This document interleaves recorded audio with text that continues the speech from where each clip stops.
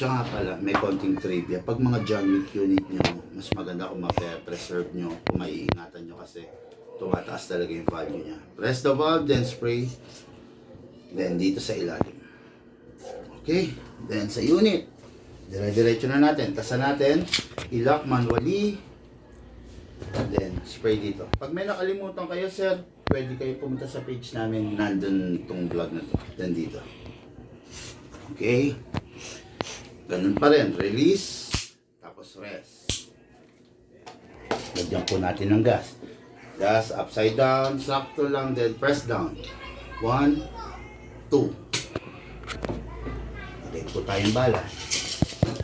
Si sir sana pag-loading ko kaya mahiyaan sa cam. Lagay bala. All the way. Tapos press. Okay.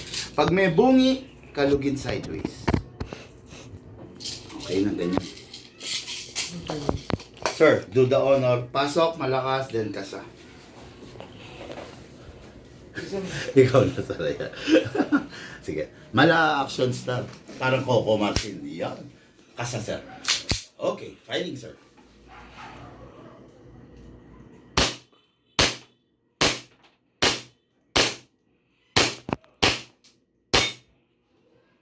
Diyan mo ang nabasag yung suka doon.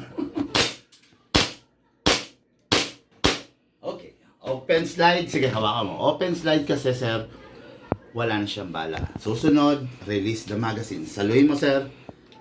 Tapos, release the slide. Tapos, rest. Yan. Yun. Okay.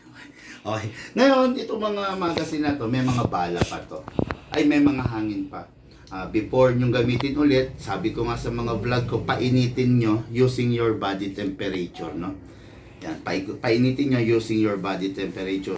Marami pang ipuputok to, hindi ko napapasingawin. Pero sir, kung dumating yung time na hindi nyo muna siya priority, itatabi nyo muna siya. Make sure bago itabi, walang lamang bala at saka walang lamang hangin. Itong isa pa singawin ko, yung isa hayaan ko na. Ha? Dito, press lang po ito. Yun na yun, sir. Ito, pag tinabi mo to kahit 2 years, 3 years, wag mong gamitin, walang magiging problema, walang magiging leak to. Pero pag ito, itinabi mo na merong hangin sa loob, pagbalik mo, wala na yung hangin. May leak na siya. Kasi napersa yung valve to hold the pressure.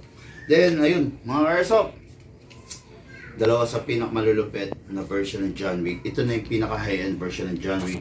Napakaganda. Full steel, CNC. John Wick Sandpiper and John Wick Pit Viper. Dito, sa lugar ng Pasig. Okay guys, thank you and have a blessed day.